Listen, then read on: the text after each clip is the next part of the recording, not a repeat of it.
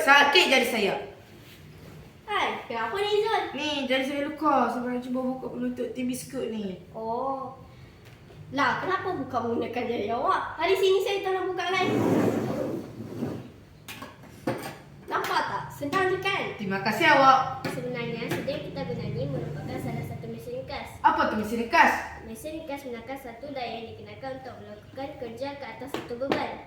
Dalam ayat yang lebih mudah, mesin ringkas adalah alat yang membuatkan kerja kita menjadi senang. Kalau Izul nak tahu, mesin ringkas boleh dikelaskan kepada beberapa kategori seperti tuas, takar, roda ganda, contoh condong, baji, skru dan gear. Macam sudah ni kita kelaskan kepada mesin ringkas iaitu tuas. Macam mana awak boleh tahu sudu ni mesin ringkas tuas? Tuas adalah satu mesin ringkas yang dibuat daripada satu sebatang kayu yang bebas bergerak pada satu titik tetap yang dipanggil fulcrum. Fulcrum ialah satu titik tetap di mana rod boleh bergerak secara bebas. Beban ialah benda yang diangkat atau digerakkan oleh tuas. Dan daya ialah tolakan yang menyebabkan objek atau beban bergerak. Okey, mari saya tunjukkan. Macam sudu ni, ini beban, ini fulcrum dan bahagian kita pegang ini adalah daya. Untuk pengetahuan Izul, ada 3 jenis kelas tuas. Ketiga-tiga kelas tuas ini dibezakan melalui bagaimana antara fulcrum, daya, beban yang berada di tengah-tengah sistem. Tuas kelas pertama. Tuas kelas pertama ialah apabila tuas berada di tengah-tengah, beban berada di hujung dan daya berada di hujung satu lagi. Sebagai contoh, seperti pelayar. Pelayar merupakan tuas kelas pertama kerana fulcrum berada di antara beban dan daya. Tuas kelas kedua ialah apabila fulcrum berada di hujung, beban berada di tengah-tengah dan daya berada di hujung satu lagi. Sebagai contoh, seperti kereta sorong. Kereta sorong merupakan tuas kelas kedua kerana beban di antara fulcrum dan daya. Tuas kelas ketiga ialah apabila fulcrum berada di hujung, daya berada di tengah-tengah dan beban berada di hujung satu lagi. Sebagai contoh seperti joran. Joran merupakan tuas kelas ketiga kerana daya di antara fulcrum dan beban. Okey, sekarang saya akan tunjukkan 3 eksperimen ringkas. Saya menggunakan pembaris dan beban.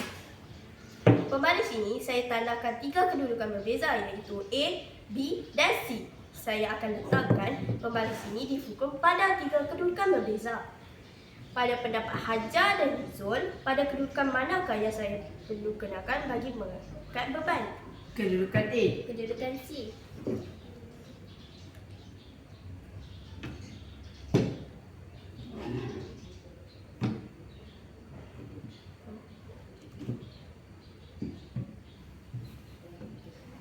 Daripada eksperimen ringkas yang dijalankan, apakah kesimpulan yang boleh dibuat? Fulcrum diletakkan dekat dengan beban.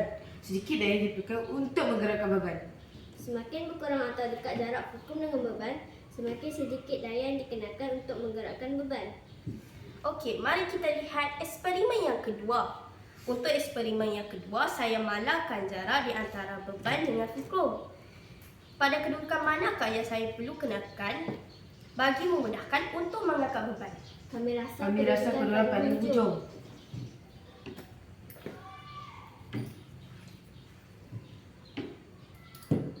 Bagus Hizul, bagus saja. Kita perlukan kenalkan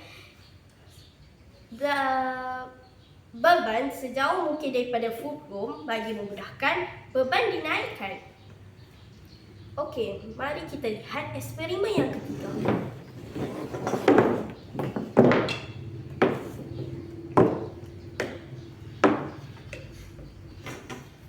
Untuk eksperimen yang ketiga, kita akan tengok antara 2 kayu yang mana memerlukan daya yang paling sedikit untuk mengangkat beban. Saya malahkan jarak di antara beban dengan fulcrum serta jisim beban. Saya manipulasikan panjang kayu. Nampaknya kayu panjang memerlukan kurang daya berbanding kayu memerlukan kurang daya untuk mengangkat beban berbanding kayu yang pendek. Kesimpulan yang boleh kita buat ialah tuas merupakan mesin ringkas adalah alat yang membuatkan kerja kita menjadi senang. Terdapat 3 kelas tuas. Tuas kelas pertama, tuas kelas kedua dan tuas kelas ketiga. Yang ketiga, untuk mengangkat beban, kita perlu meletakkan fulcrum dekat dengan beban sehingga daya dikenakan sejauh mungkin dari fulcrum. Gunakan kayu yang panjang, bukan kayu yang pendek. Start. Okey kawan-kawan, setakat ini saja untuk hari ini. Saya Alia. Saya Izul. Dan saya Hajar. Kita berjumpa lagi. Bye. Bye.